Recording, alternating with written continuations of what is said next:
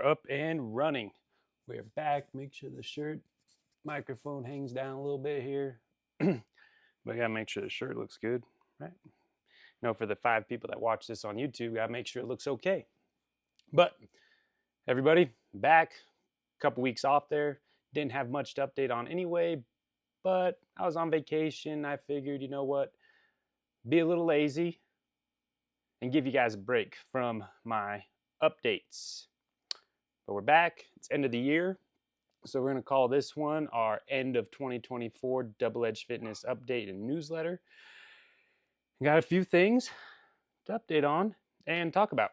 So hopefully I don't annoy you too much. Might be a little longer than normal, but we'll get through the important stuff as far as I'd like everybody to know and be aware of. And then we'll get into some thoughts and reflections that I've had over the last couple weeks on various things health and fitness related.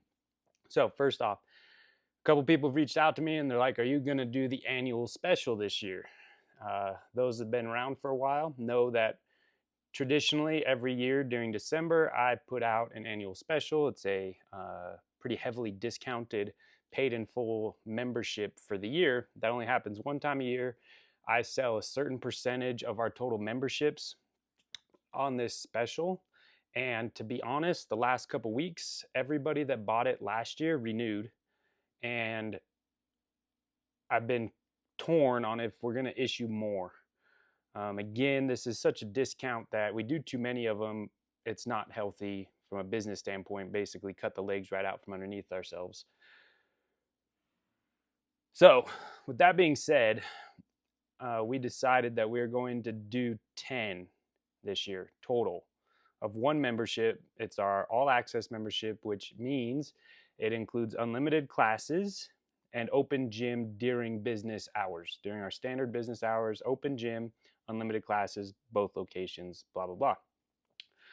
So that price point for this paid in full is $2,175 for the year. So yeah, $2,175 for the year. It's about a 30% discount paying in full for this versus our current rates.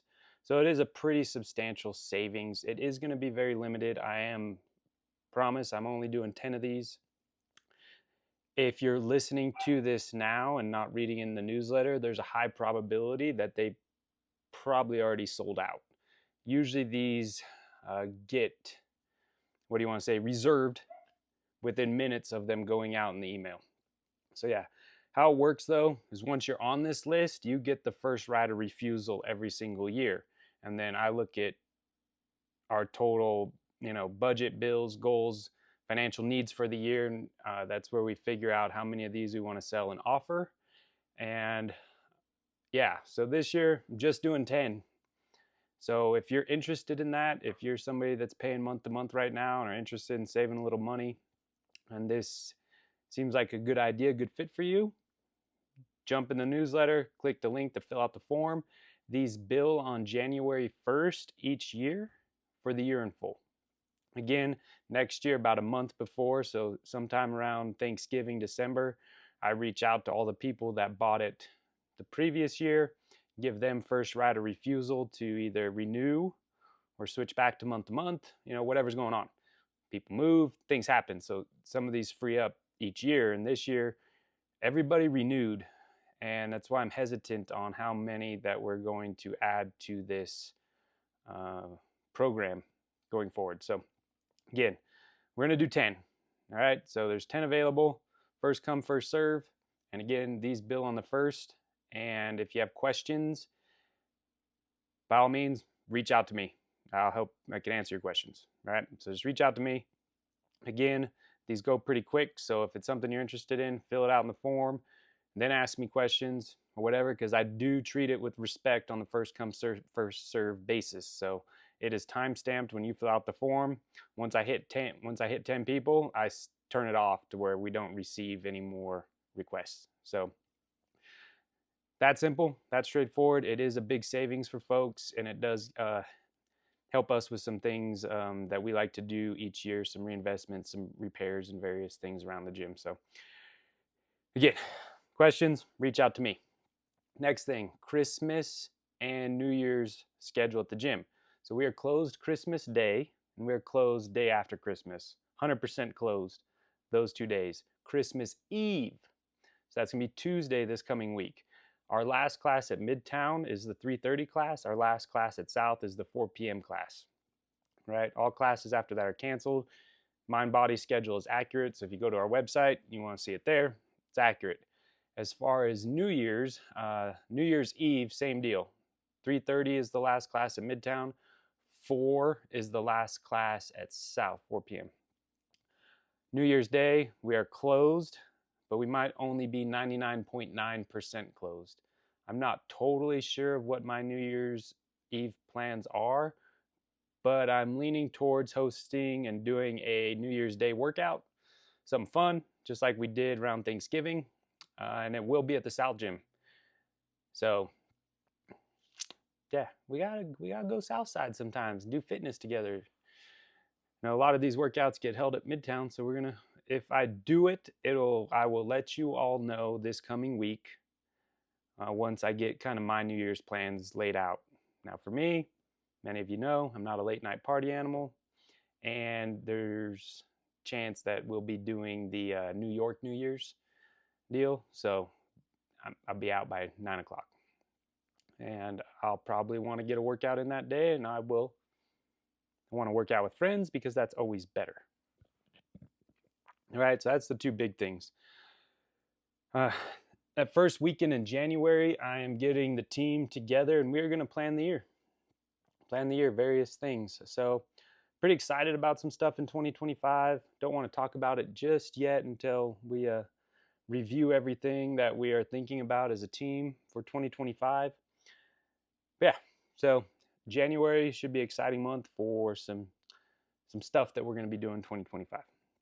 Last night we had the unofficial double-edged Christmas party, if you will, and it actually turned out to be a great time. A lot of people showed up. We all hung out at Parlay 6 right next to the Midtown Gym. One of our members is one of the owners of that restaurant brewery, and it was a great time. I want to thank everybody who came out and hung out. And, I really enjoyed being with everybody last night, and although I dipped out a little bit early, I only made it till about 10:30. It was a great time, and yeah, super awesome just being around everybody, and really enjoyed that. So, just wanted to reflect on that because it was a great time. Truly enjoyed it. So, let's get into a couple thoughts that I've had over the last couple weeks. Many of you know I was traveling. We went to Disney World, and then we did a Disney cruise. And during that time, it's 10 days, just traveling, seeing.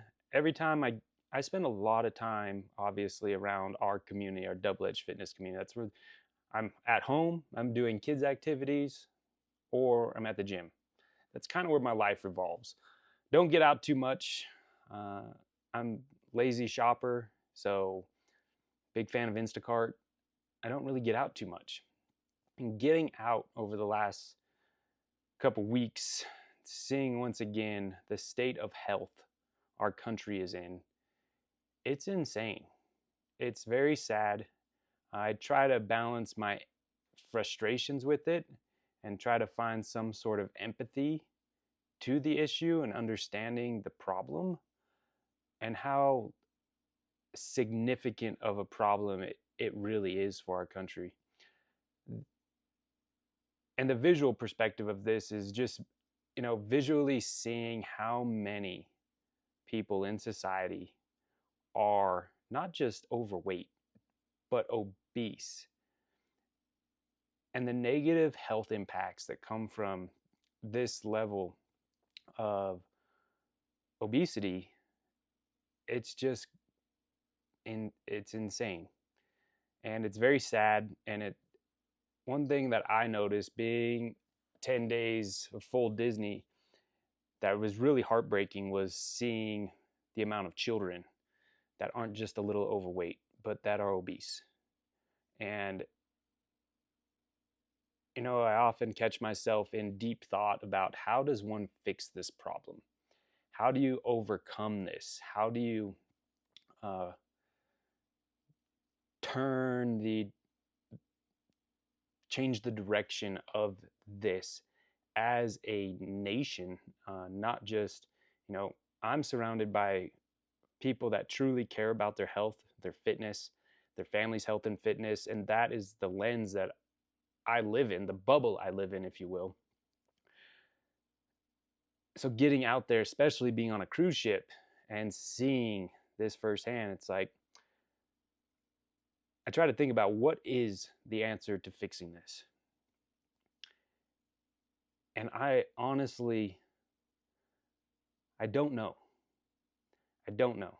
I do think it's something that does start from top, when it comes to information, education, knowledge. I do think there is a lot of folks out there that just don't have the knowledge, understanding, and education when it comes to making healthy food choices, when it comes to movement. And I think also a big problem here is the processed food industry.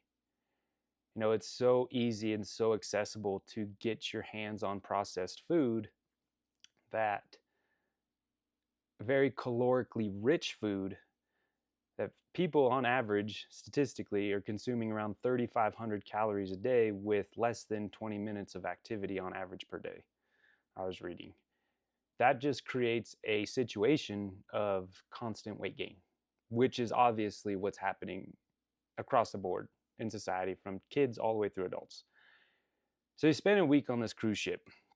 Now, when you pay for a cruise, food's all included, right? Some of the cruise ships, this one, they had nice high-end restaurants that you could go to separately. We did not. We stuck with the dining plan that comes with it, right? So everybody on the cruise ship pays for that, right? You pay for it. So for that 7 days, I will tell you, you have the opportunity to eat as healthy or as unhealthy as you want to eat.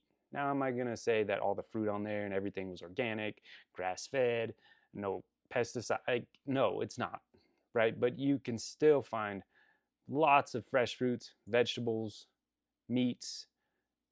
You can make healthier food choices, and you can be as healthy as you want to be, and you can be as unhealthy as you want to be. You can eat as processed as you want to be on that thing. You could eat as unprocessed as you want to be on that thing. And as I'm sitting there, many days over the deal, eating, watching what people are putting on their plates, watching what people are consuming, and looking at the deviations between my family and other people's families, people have to start making a very conscientious choice to eat healthier. Understand the caloric intake that's taking place for the lack of activity that's being done. And my question and thought is, one, do people realize how unhealthy they are?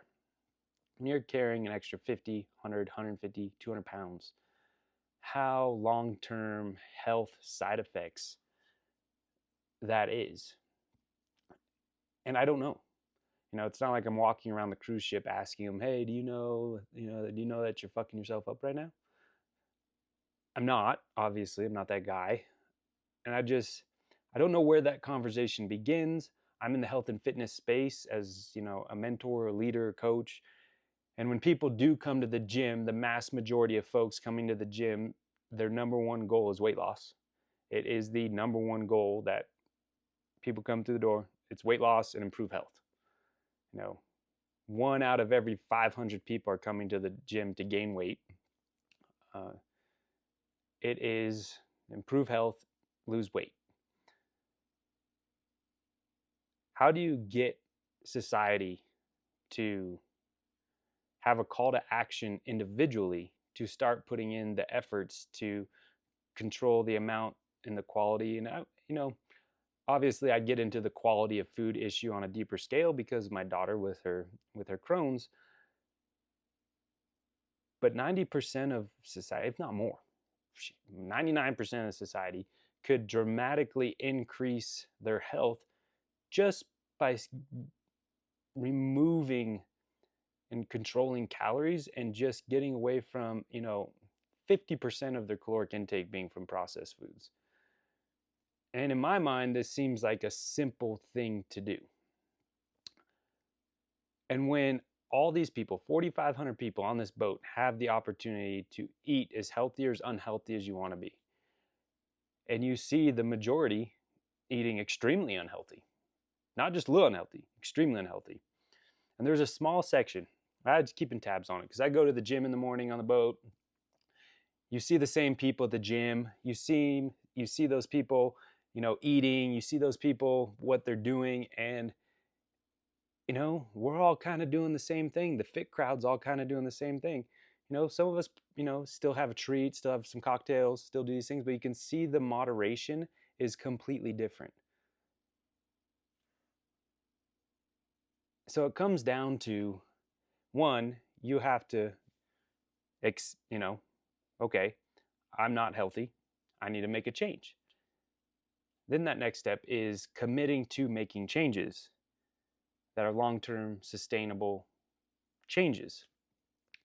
You need to start controlling what you eat, asking yourself, what are you putting in your mouth? Is this providing value? Where's the value of this food going for me? Now, when you're eating massive amounts of Mickey waffles, and one day they had Mickey waffles dipped in sugar, they're churro waffles. And I watched the guy make them, and he was just cranking out thousands. I mean, he had to have made thousands of them. And the amount of people that were eating 2, 3, 4 on their plate, it's just like, oh my gosh, like what? Like when you go to eat that, what is the trade-off? And I honestly don't think people are thinking about it at all. There's argument that a sugar is addictive. I can see both sides of this. There's no research that actually supports sugar being like addictive, like cocaine, drugs and stuff, like having that kind of addictive thing. But there's definitely a draw to these highly processed, sugar-filled foods that people just load up on, and extremely caloric rich. And it comes down to, from what my thought is, one, education. People need to know what they're doing to their body. People need to understand that being obese is not healthy and does not lead to healthy outcomes. And then you have to ask yourself, do people even care? People have the right to make their own choices, live their own lives. So it's like, do they care about their long-term health outcomes? That's answered on an individual level. You don't know. When you see people eating like that, I have to come to the conclusion that they just don't care about their health. Because there's got to become a certain tipping point when you gain enough weight that you're going to make a decision like, hey, this isn't going the right direction. I got to figure out why and change direction here. So, and just by the nature of going on a Disney cruise,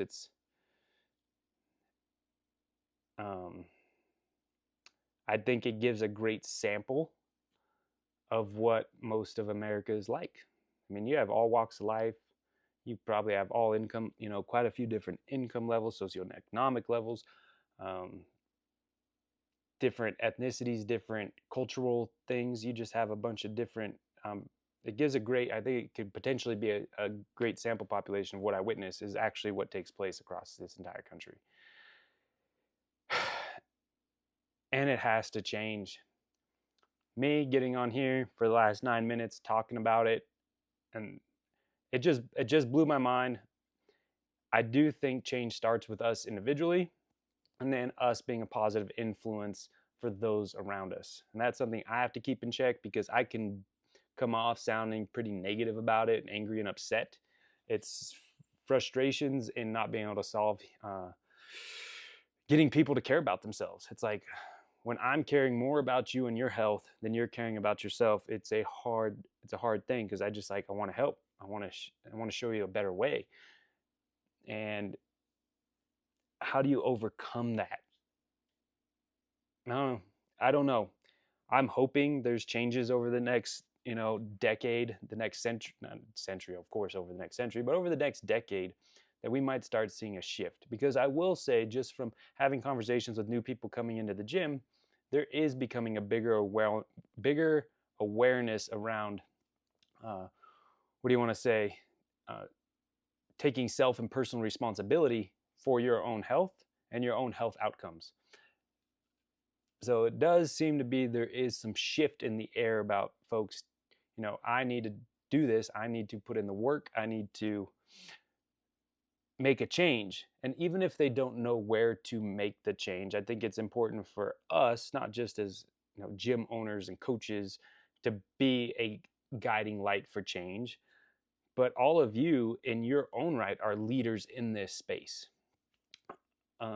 Being able to be a shining light of health and fitness for the community and the people that are around you, the people you work with, the people that live in your life, being that shining light and an example of hard work, but consistency, and making consistent healthy choices over time lead to what you guys like to experience as health and fitness. Our folks at the gym, top 1% of healthy, fit people in the country, if I had to guess. You guys are awesome. I'm literally surrounded by the best people all day long who truly care, who truly put in the work, and we're always striving to be better. Everybody in the gym, when I have conversations about your goals and this and that, every single person is looking towards excellence in their health and wellness for themselves and their families. And it's just very humbling and rewarding for me, and I know all the other coaches feel the same way, that this is who we're surrounded by.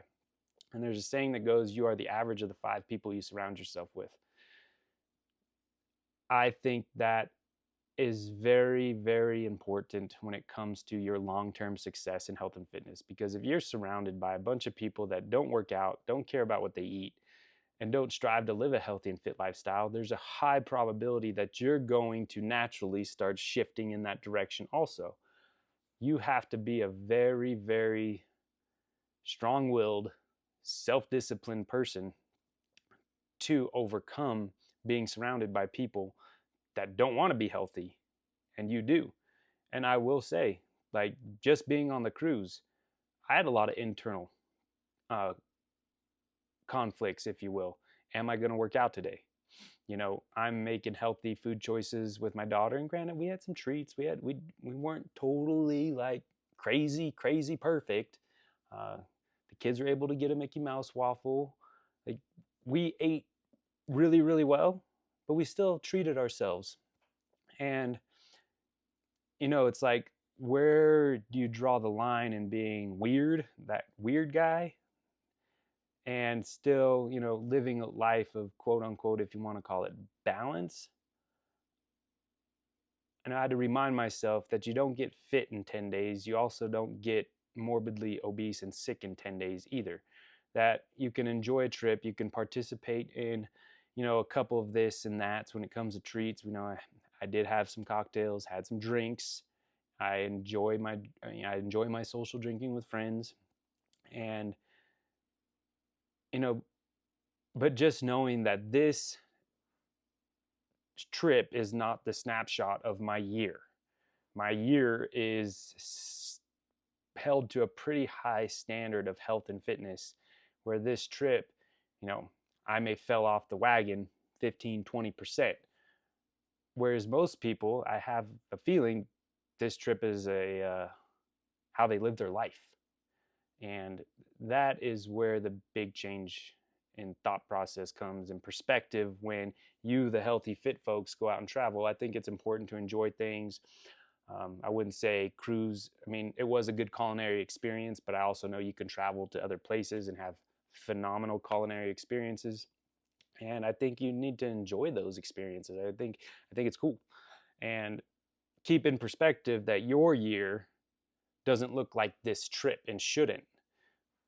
When you're home, in routine, in structure, surrounded by healthy and fit people, that is your life. That is who you are, not the vacation.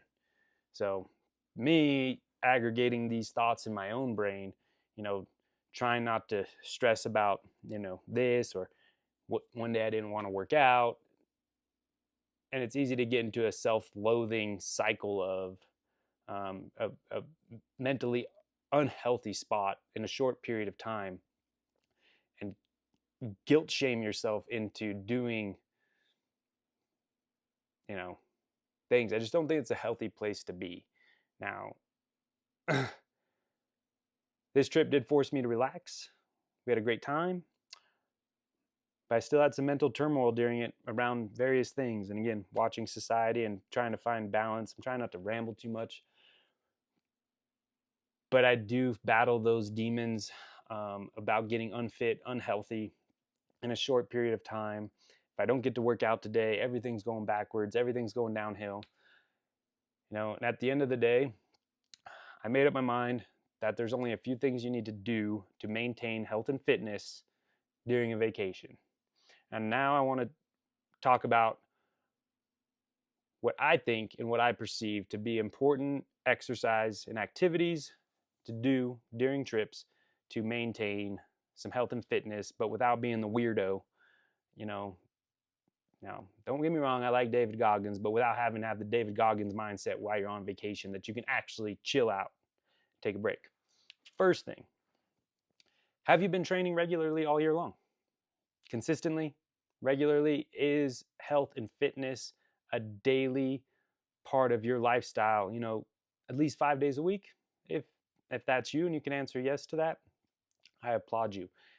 You're doing awesome. All right, so if you're training consistently throughout the year, put that into your mental bank account. Are you eating healthy throughout the year? Are you eating healthy day after day, week over week? Are you eating high quality, unprocessed, good food, giving your body a healthy fuel for most of the year? I can check that box. I think most of you can check that box too. So we have those two things. So you go on vacation. What do? Do you take the full 10 days off? Maybe. I will argue that sometimes if you're going through a heavy period of training, that having full rest days for a week can be very, very beneficial to your body, to your central nervous system. It can be very, very beneficial. And having those kinds of intentional time off recoveries, and I use the word intentional on purpose, it's something you plan. Okay, it's like I have a trip that is coming up 4 months from now, vacation. I'm going to come up and think through my training plan to build up to where during that time, it's actually going to be a pre-planned, give my body time for rest and recovery, period. That is typically how I do things. I typically know when I'm going to be gone on long vacations, going to be limited workouts. I'm going to train hard up into that time off, and that's going to be an intentional time off, no working out period of time. I'm not going to worry about trying to drop into a gym. I'm not going to worry about getting a daily travel workout in. I'm just going to chill, relax, and be present with the trip that we have planned.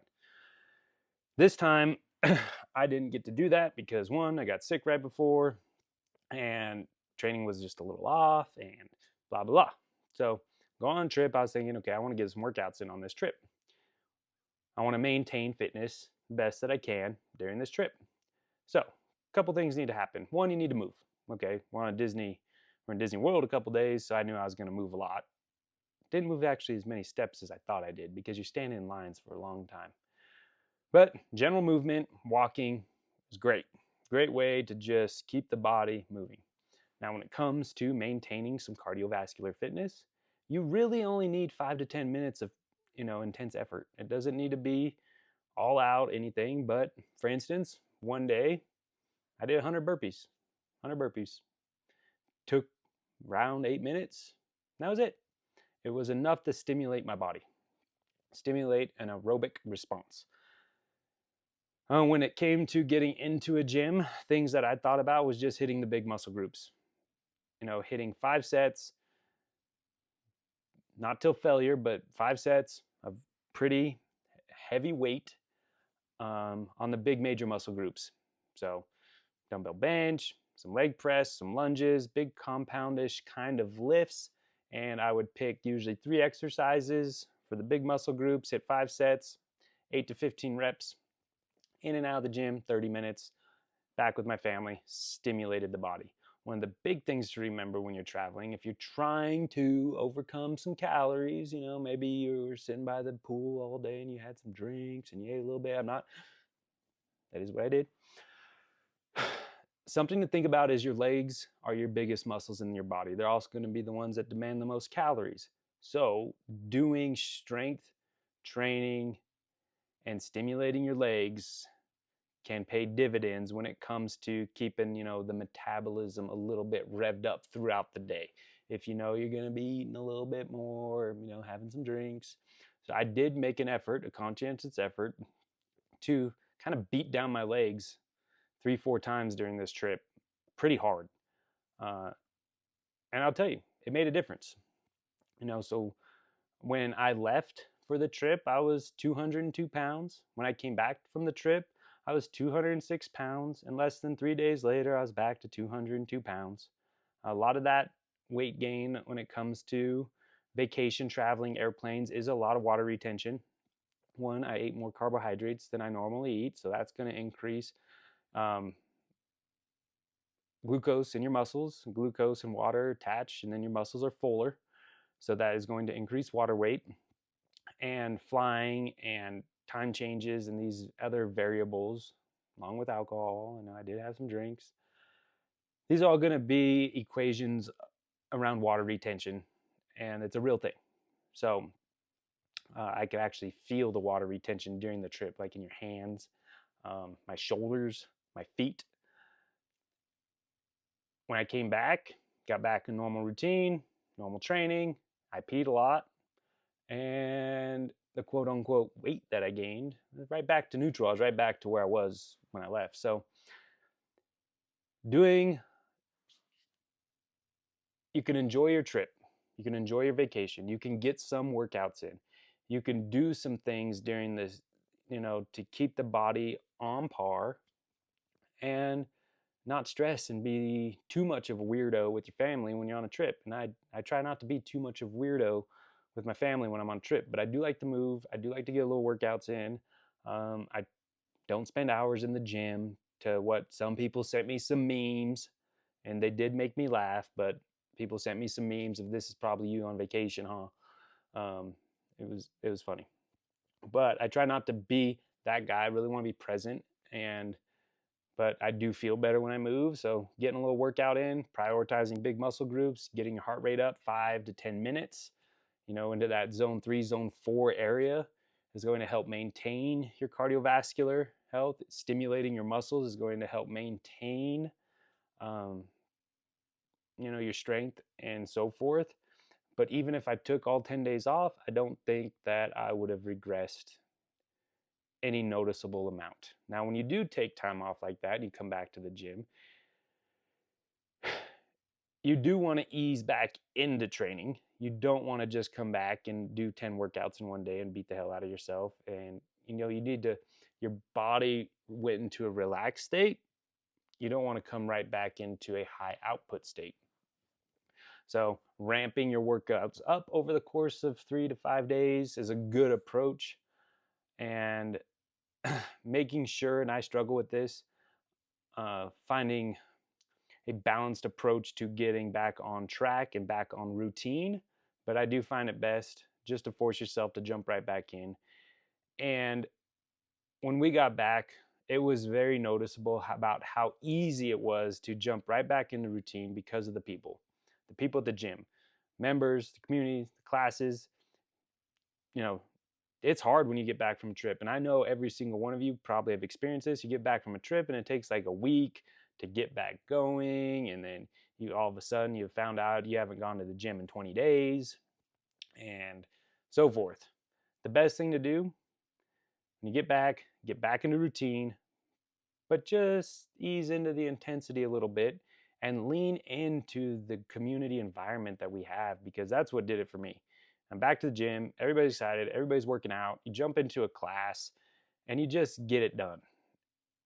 And having that community, our DE community, to come back to really does help shake off the cobwebs from taking some time away and get back into that structure and flow and accountability in a lot faster fashion. So you go on a trip, when you get back, get right back into it.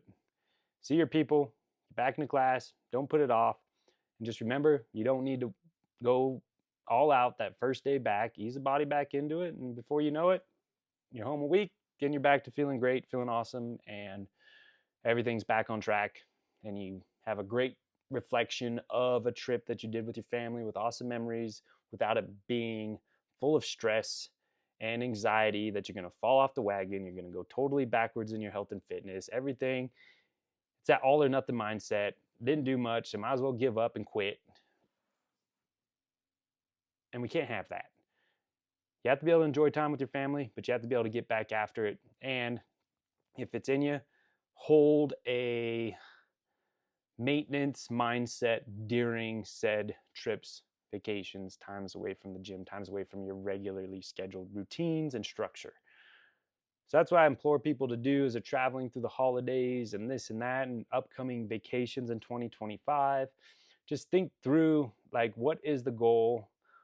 What do you desire to get out of this trip? Like for me, it was just spending time with my family and being forced to relax and rebuild some new memories of the month of December, because this time last year we're in the hospital with Claire. This time we're on a great family vacation where everybody is having a blast. And that's what we wanted to get out of it. And that's what we got out of it. I was able to maintain my sanity. And the family had a great time. We did. So you guys, I don't know where I went with all that. Maybe there's a little nugget in there, something that you can apply to your own mindset when it comes to time away from the gym and traveling and holding on to your health and fitness while traveling, and just making sure that you are intentional with what you do. You're intentional about your training and eating the majority of the year. Then when you go on a trip, maintain some intentional components to your lifestyle while you're on the trip. If you're going to treat yourself, if you're going to have some drinks, I'm intentionally doing this because what? I enjoy bourbon. So we go to the bar. I want to enjoy an old fashioned with my brother, Arthur, and we want to sit down and have some good conversation and relax and chill. That was the intention. That was the purpose. And I'll be damned, we did it. And we had a great time and enjoyed it. And that's what I'm getting at, is just being intentional about when you're going to drink, when you're going to treat yourself. Am I going to work out on this vacation? Am I not going to work out on this vacation? Why? A lot of times it's easy to say, oh yeah, they have a great gym, I'm going to work out every day. Then you get on the trip and you don't work out at all. Now, did you fail yourself with that? Did it become, a question of, was it being lazy? Was it this? Was it that? And at the end of the day, obviously this is stuff we wrestle with ourselves internally. I just know how much better I feel mentally, physically, if I just get a little bit in when it comes to training. And I didn't work out every single day. I probably worked out half the days on the trip. That's enough to maintain, enough to feel good. And I was happy I did it. My wife got a few workouts in and we really enjoyed ourselves and had a great time. So yeah, just be intentional. Intentional about what goes in your mouth, intentional about what you do and how you're treating your body. Just be intentional. If we can make intentional, conscientious choices about most of the things around our health and fitness, we are going to be so much better off long term when we're intentional. It's when we're unintentional, when I'm just mindlessly eating, drinking, not moving the body. Now, I was a lot more mindful on days that I didn't get fitness in and how much movement I was doing and how much I was consuming of things. And it just becomes this thought equation of like, okay, we spent all day on the airplane. I didn't move at all. I don't need to eat a lot. And I didn't eat a lot because don't eat it. That's an intentional conversation. So just be intentional, you guys. And again, I just want to say thank you and how much I truly, truly, truly appreciate being surrounded by such awesome, awesome people. And I hope that we all can continue to be a guiding light for society as a whole. It starts here in our own town, our own family, our own friends, and our own networks of people, that if we can be a guiding light for health and fitness, maybe someday, long term, all of us doing that becomes a compounding infectious event that starts influencing the greater good of society to be intentional in their health and fitness and start making positive moves in that direction. That is my hope and prayer for society. And at the end of the day, it starts with us individuals and how we are able to lead by a positive, influential example that other people want to be like, okay, I want to do what they're doing and be like them. So yeah, just remember, you guys are all leaders in your own right. Somebody out there is looking up to you. All right, somebody out there wants your body, wants your fitness, wants your lifestyle, and you have the opportunity to be a leader for them. All right, because you're all awesome, and I applaud you all. Thank you. Next topic. It's a little longer today, but we got New Year's resolution season coming up, coming in hot. And every year I get a little giggly. I try not to get too condescending about it, but it is fascinating for as long as I've been in the fitness industry, how every year it's the same repeat and failure when it comes to people making New Year's resolutions, setting goals, and absolutely, obviously, because our society keeps getting more and more unhealthy, failing at those goals. So I wrote a blog. It's on the website. It's in the newsletter. You can link to it. Just about New Year's resolutions and some ways to overcome and overcome obstacles, and also setting reasonable expectations for yourself when it comes to New Year's resolutions. I personally myself am thinking about my next chapter of fitness and training. For the next 3-4 months, I've decided, Coach Wes and we are going to compete in the tactical games.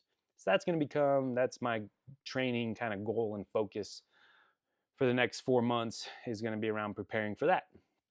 But we all have goals. We all have things that we want to achieve when it comes to New Year's resolution time. Thinking through and coming up with our own plans, goals when it comes to this stuff. So, first off, statistically, 80% of people who set a New Year's resolution fail by the end of January. Fail and give up on it. 80%. So, that's crazy. You put 10 of us in a room. 10 of us set a legitimate New Year's resolution goal, something heavy on our heart, something we want to accomplish. Put 10 of us in a room. Put some deep thought, emotion into this plan. 8 of those 10 people are going to fail by the end of January. That's tragic. That's very sad.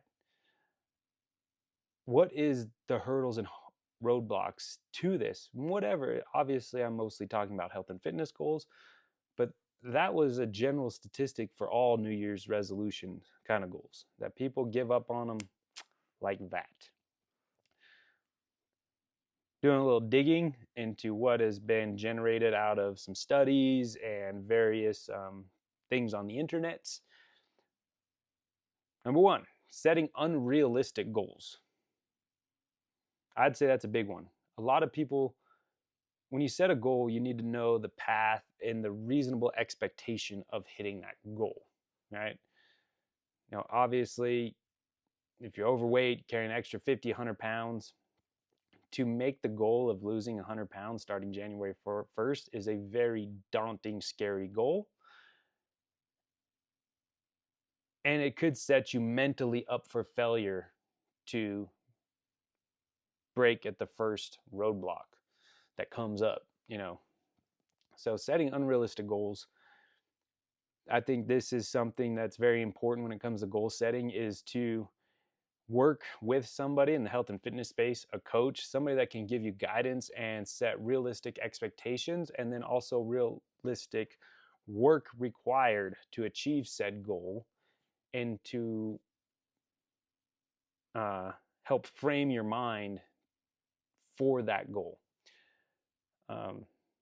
It's whether it's a coach, whatever the goal is, talking to somebody who's potentially an expert in that field who has achieved those goals can help really give you a better framework to wrap your head around in achieving those goals. Next one, lack of specificity and planning, right? Setting the goal of I want to work out more. That's it. What does that mean? If you didn't work out at all last year, working out one time next year technically meets the goal. So being specific about your goals, detailed, and I think you need to be specific down to weekly micro goals to achieving a bigger picture, bigger outcome. And planning that with actionable, achievable things that force you to make change. Because if you don't actually do something that forces you to make change in your routine, schedule, some sort of sacrifice, you're not going to make the change. Like, you're not going to reach the goal if you're not having to make a change. So again, this goes back to sitting down with somebody and going over your goal and the expectations and coming up with a specific plan to achieve that goal. This is something I happen to be pretty good at in the health and fitness space and a few other topics. Something all of our coaches are really good at. So pick their brain, set up a time, meet with one of us.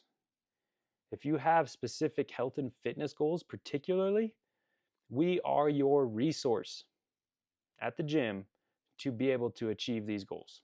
All right, to be able to come up and be on your accountability team to be able to achieve these goals that you may or may not have going into the new year.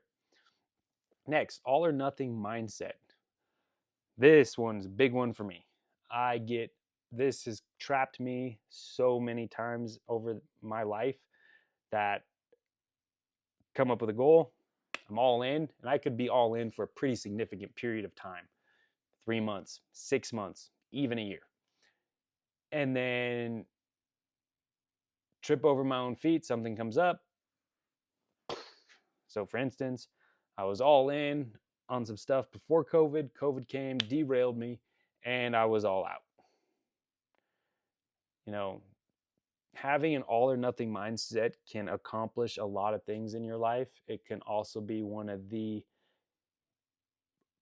most difficult personality traits to deal with.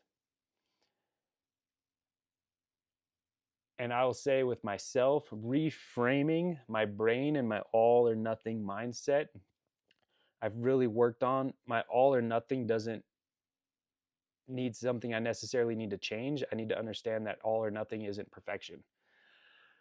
So I don't need to be perfect every single day, every single part of my life in order to still be going hard and consistently in the direction I want to go for my life, whether it be with, marriage, father, business, my health and fitness, whatever the thing is that I'm working towards and achieving, that all or nothing isn't either perfect or not perfect. It is choosing a path of consistency that you can maintain for the long term period. So that's something I've personally been working on over the last few years, is really framing my brain. I don't want to change my personality because I know it's a personality trait that I have that allows me to do a lot of things. But when a roadblock comes or something comes up that derails things, that, it's over, I'm done, like an injury. This year, I hurt my shoulder, I've hurt my elbows, I've had a couple injuries, just, training hard, and this is one of the few times I haven't let it derail me at all.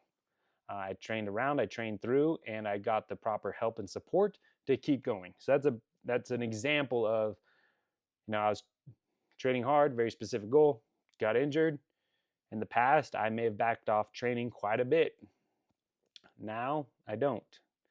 I understand that we can still train in, around, and through the mass majority of injuries that come up in life, and there's no reason to quit on yourself just because you get something tweaked or you got hurt.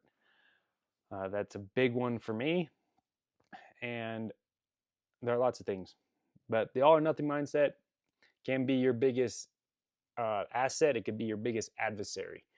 Knowing your personality and understanding your own personality, working through that can be very powerful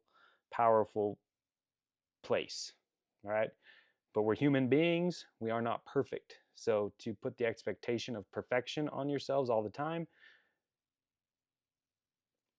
can be very detrimental. You're looking at perfection for long-term periods of consistency, and consistency doesn't mean every moment of every day is perfectly executed. All right? I hope that made sense. Lack of accountability. Big ones. We like to pretend that we can hold ourselves accountable. Some people are really good at it. Most of us aren't. Most of us make up excuses and reasons why that what needs to be done doesn't get done. You don't have somebody holding you accountable. This is where I will say the double-edged community is top-notch. Just by purely being around each other, we hold each other accountable. You members, you people, hold me accountable a lot more than you probably realize. And I hope that myself and the other coaches, we are also holding you accountable.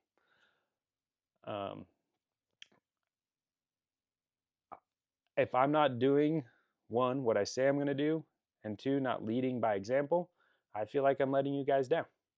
And I hold myself accountable, but through you guys, making sure I'm being that person to be the, a leader amongst us, to hold a higher standard of accountability. And that's usually where my brain goes. It's like, okay, that is my big accountability tool. But then I also got my children. That's an accountability tool. If I'm not putting in the work and doing the things that I say I'm going to do to take care of my health and fitness, I have to look at them. And to me, when I look at them and I didn't do the things that I know that I'm supposed to do to take care of my health and fitness, to be the best person for them, not just today, but 30, 40 years from now, I feel like I'm letting them down. Same with my spouse, same with my friends and my community. If I'm not the best and healthiest version of myself, how can I be the best thing to help those around me? So that is my main accountability tool. Other accountability tools are also just having friends, keeping up with the committed club, which I've noticed a lot of people use that as an accountability tool to get their workouts in. But coming up with a way to hold yourself accountable, and it seems that the number one way to do this is to, one, be open with your goals, transparent, let other people know that this is your goal. Some people get scared. When I put stuff out here on the social media world, I'm usually just putting it out there because now people know about it, and I can't hide and pretend that, I can make the goal in my brain and then not tell anybody about it. And then if I don't achieve it, then I don't have to, face failure. But if I put it out to you guys and I don't achieve it, then I have to face failure. And that's just a tool that I use to keep myself in check. All right, so surrounding yourself with a community, being open about your goals, sharing them with other people, and people that can help guide you and hold you accountable to that. And us, our community, I would say top notch when it comes to accountability. Motivation fades. Surprise. I had a very good friend of mine. He told me that motivation is an inflatable backbone. People like to pump it up, get all rah-rah, all excited, and then 3 weeks later, backbone deflates and all motivation is gone. I'm going to tell you guys that motivation is the most short-lived stimulus possibly of all time.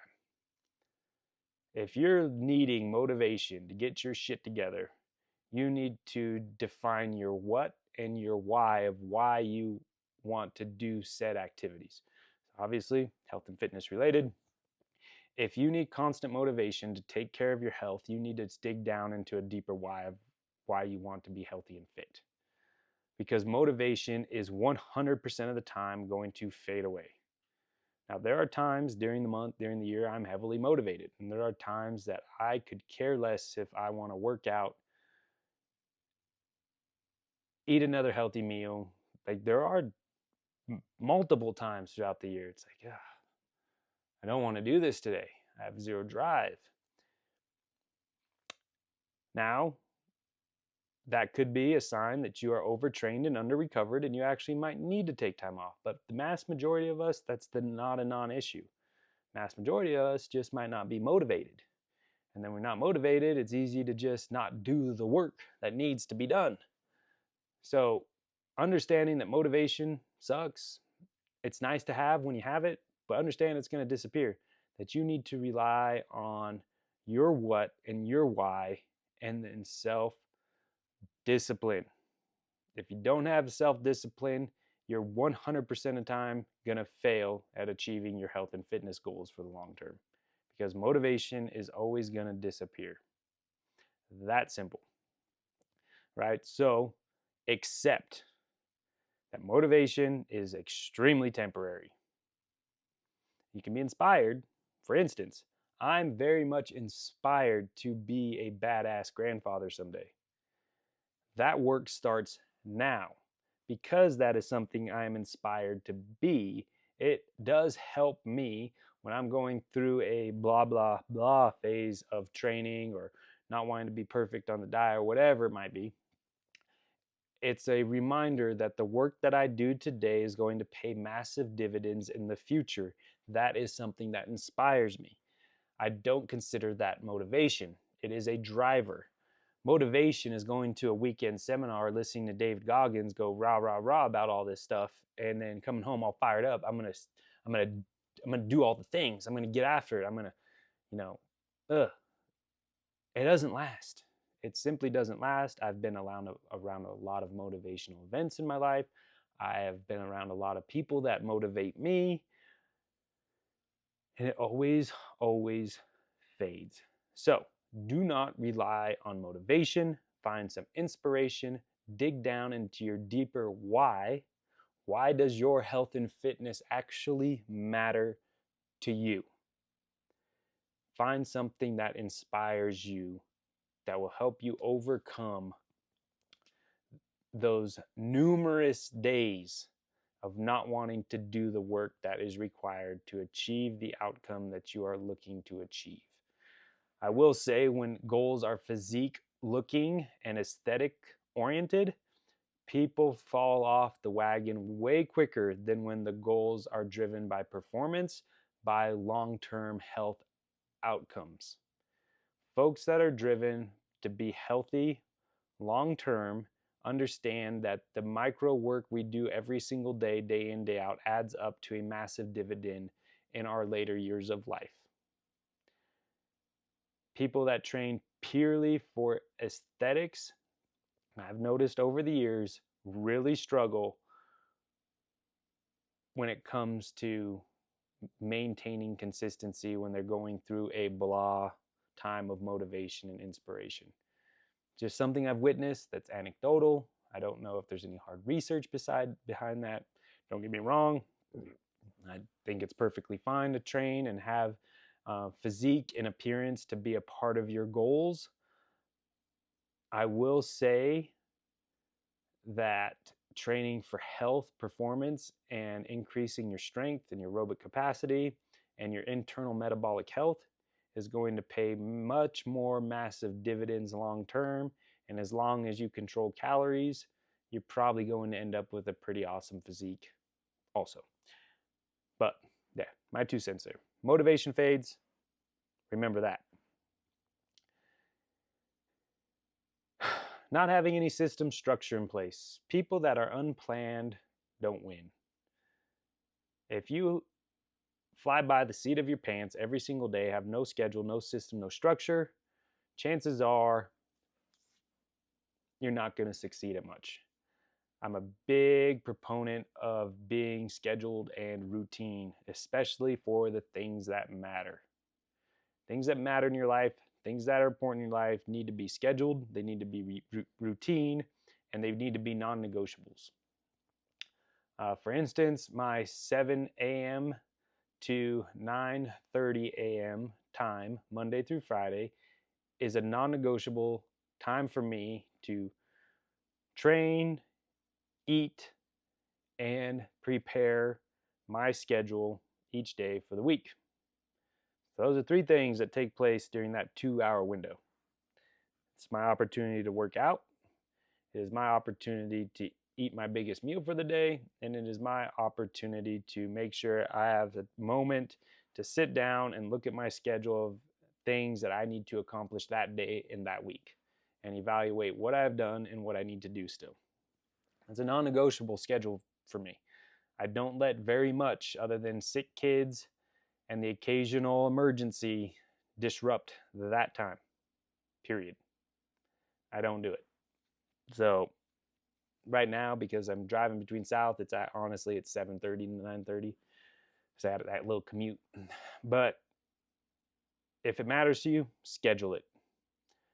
Make it a non-negotiable. When you schedule your workout time, that is a non-negotiable.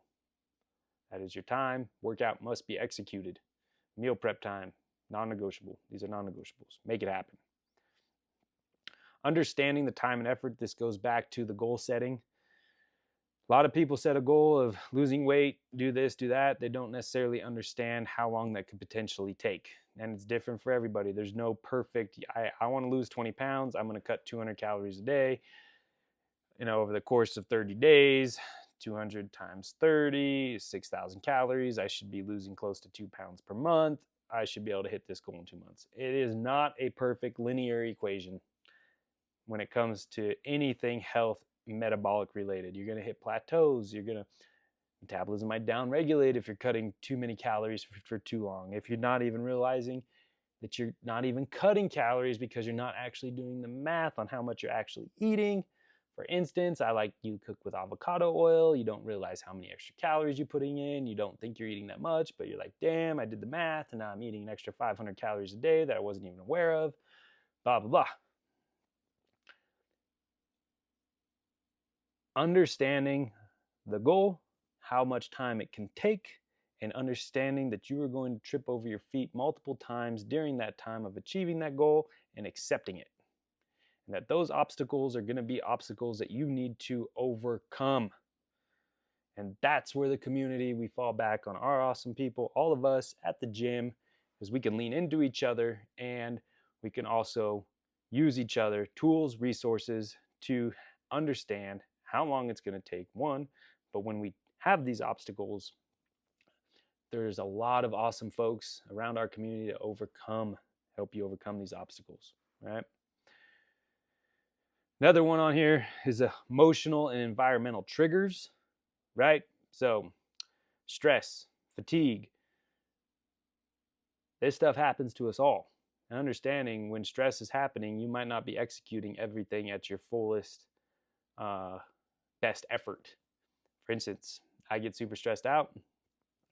Now I know if I don't work out, the stress and anxiety is going to get worse. But in the past, when I'd be stressed and anxious, I would train really, really hard, and I'd end up in this downward spiral of just beating my body down, and then I would end up in a place where it takes me 2 months to recover. And that was a vicious cycle.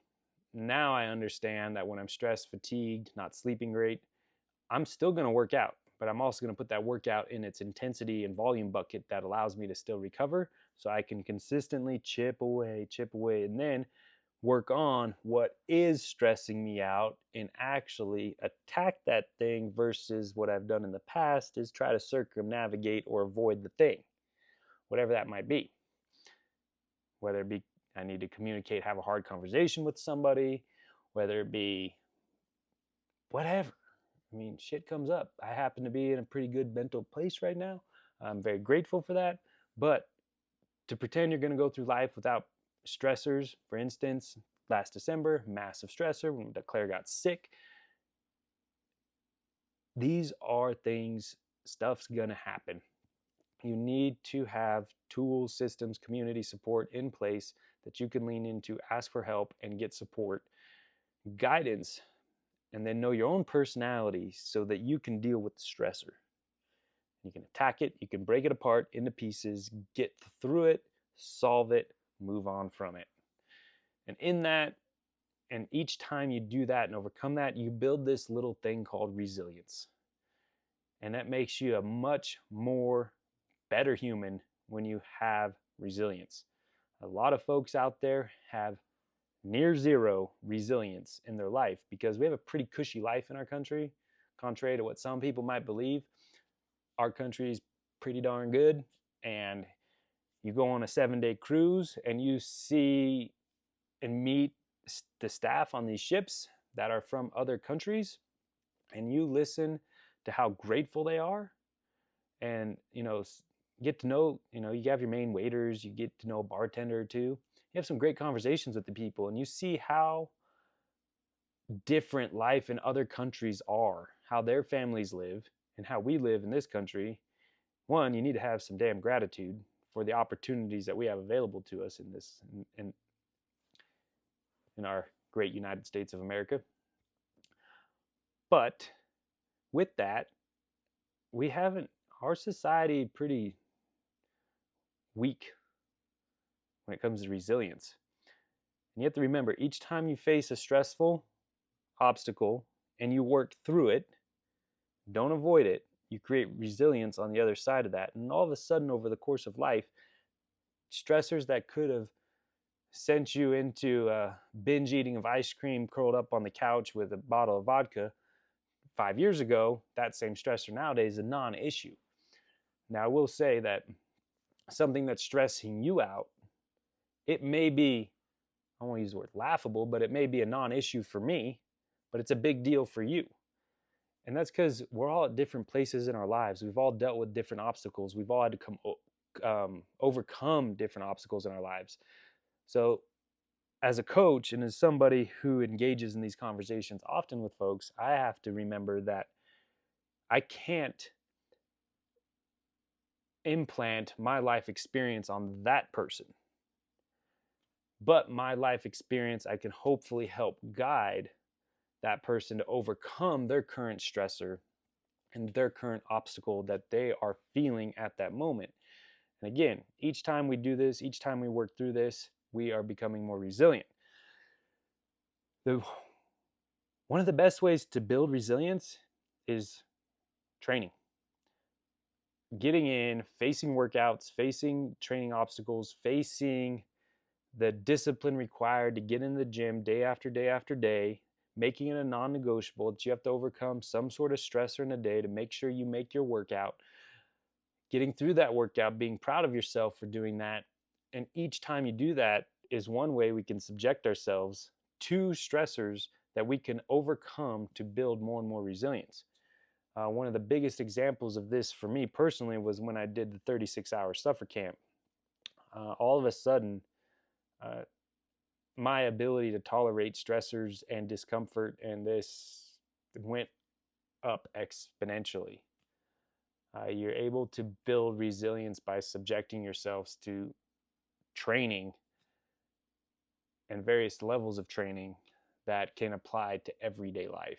It's like, if I can get through this workout, I can get through this meeting. Simple stuff like that. There's something big there that you do build resilience. And I think the way we train, the way we like to train, and making sure that you're getting the workouts in and putting in good effort and consistent effort, it builds resilience. That lays a foundation for overcoming emotional and environmental triggers that come up throughout weeks, days, months, and years of your life. It builds resilience. All right? Lack of immediate results. Holy hell. The amount of people that have come to the gym and expect body fat just to fall off, muscle just to gain. It's amazing what some expectations are. And health and fitness is not a place of instant gratification. It is the one place of delayed gratification in a massive way. You have to train for years, a lifetime, to be healthy and fit for a lifetime. Somebody asked me the other day, I was ripping out a bunch of toes to bar on the lean workout this last week, big sets. Like, how do you do those so easy? 16 years of training CrossFit, get easier. You're able to do more. But 16 years, all right? Health and fitness is the place you go to learn delayed gratification of putting out hard efforts every single day to move the needle a very small amount every single day. You're putting this amount of effort in for this amount of result. It can be a very hard thing to wrap your head around, especially because we're in a society of instant gratification, of buy now, pay later mindset. You can get anything, almost anything, right now. I could sit right here talking to you guys, order up some food, and it be delivered to my house in 30 minutes. Like, our ability and access to things and the way we can get it immediately has really affected our mindset. But health and fitness, you cannot buy. It is only earned. And it's a great metaphor for succeeding at other areas of your life. And just understand, expecting any sort of immediate result, it's not smart to think that way. Now, if you're coming into the gym for weight loss, expect to, if you're being disciplined, consistent with your calories and your diet and your exercise, expect to see the needle move a little bit every 3 months. A little bit. Now, if you want to starve yourself, maybe grab some Ozempic, do this, do that, you can do some crazy shit in a short period of time. It hasn't been shown to be long-term successful. So if you're looking at maintaining optimal health and fitness and getting long-term sustainable results, you need to understand that it is going to be daily, hard, moderately hard to hard efforts daily in both diet and exercise to move the needle a very tiny amount daily that is going to compound over a lifetime. That's what makes it, one, there's only a few of us in society that actually achieve this right now. But that's what can make it very daunting and intimidating to do. What is the reward? And I'm going to tell you what the reward is. The reward is just being fucking awesome. The reward is being awesome. You get to be physically capable, healthy, to do cool stuff, to be an awesome grandparent, to be able to be active, and to live your life to the absolute fullest because you have the health to do it. The amount of people that I saw in these last 10 days in little motor scooters because they were obese, they couldn't go do this, they couldn't get up and do that, they couldn't, their quality of life can't be as exciting as mine when I'm physically capable of doing so much more. That is the reward. The reward is your health, your happiness, and your ability to live life to the fullest for you and your family. All right, that is the reward. I like to think that someday when I'm in my 60s and 70s, I'm going to be slaying life, doing awesome stuff with my kids and my grandkids, and just being physically capable of doing awesome things and living life to the fullest because of the work that I put in now. That is the reward. That's what inspires me to put in the work every single day to be able to have that kind of lifestyle long term. And it helps me manage my stress and my anxiety, and it makes me happy, and I love training with people, and it's something I enjoy. So there's all that. The reward isn't the scale in 3 months. The reward is the long-term health outcomes of putting in the daily work consistently over time for a lifetime. Once you master that in your brain, that this is daily efforts for a lifetime to live a healthy and fit life, because as human beings, we need to stimulate our body. All of a sudden, the immediate results don't matter anymore. It's the long-term consistency that matters, and the results will come with it as you go. You need to fine-tune along the way. You need to make adjustments along the way, evaluate goals along the way.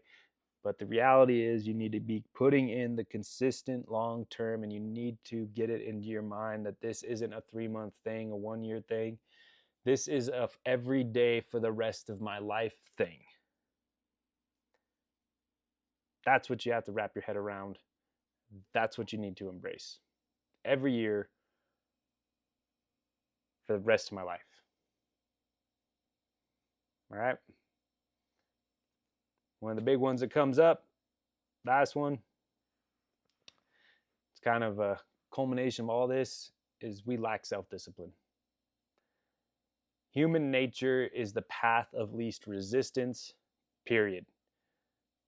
That is human nature. We're always going to find the path of least resistance to whatever.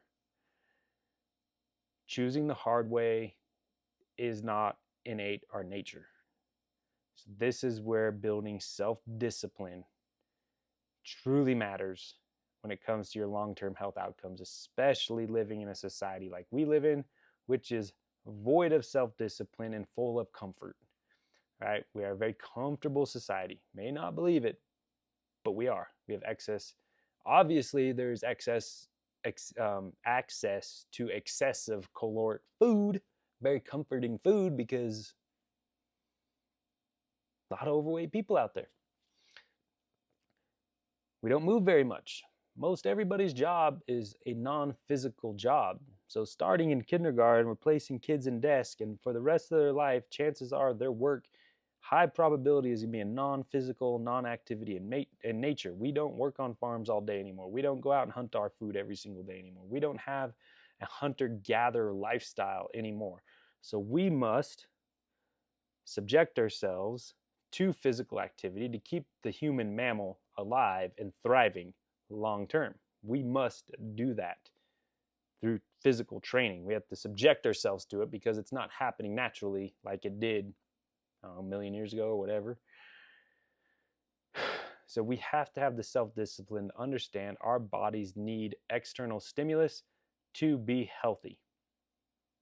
We need to eat healthy foods for our body's mitochondria to be healthy. We must fuel with quality. We must stimulate our body. All right? This requires a massive amount of self-discipline in this modern era that probably wasn't required maybe just 50 to 100 years ago. And this is something you just have to be mindful of, and that you have to make up your mind that you know these things need to be done to be healthy, and that you are going to do them no matter what. Self-discipline. The more you do it, the easier it gets. All right? So those are all my tips. Those are all my tricks. Those are my thoughts via cruise ship into New Year's resolution season, setting goals, game planning the upcoming year for you. Again, us coaches, we are your resource. If you want to sit down, do some goal setting, discuss goals, discuss obstacles, various things, we all are happy to do that with you. By all means, reach out to us, talk to your fellow classmates, come up with some accountability partners and tools to hold yourself accountable to a higher standard in 2025. I'm not the anti-New Year's resolution guy, but because it's something that seems that most people fail at, I say, if you're going to set a goal in 2025, be intentional about it, you guys, and don't fail. Set the goal, come up with a plan to hold yourself accountable to it, and don't fail. All right? I want you to be sitting here at the end of next year being super proud of yourself that you accomplished the goal that you set out to do. All right? And if you didn't achieve that goal, that you can look back on the year and be like, okay, I made a pretty good effort here. Do I just need to keep going longer? Do I need to make some changes? Do I need to make some pivots? But you didn't quit. So you didn't fail. Just because the goal takes longer to achieve than you thought does not mean you failed. I am currently working on lifelong goals that I thought I would have achieved by now that I don't know if I'll ever achieve, but I'm going to keep working towards them every single day. Every single day.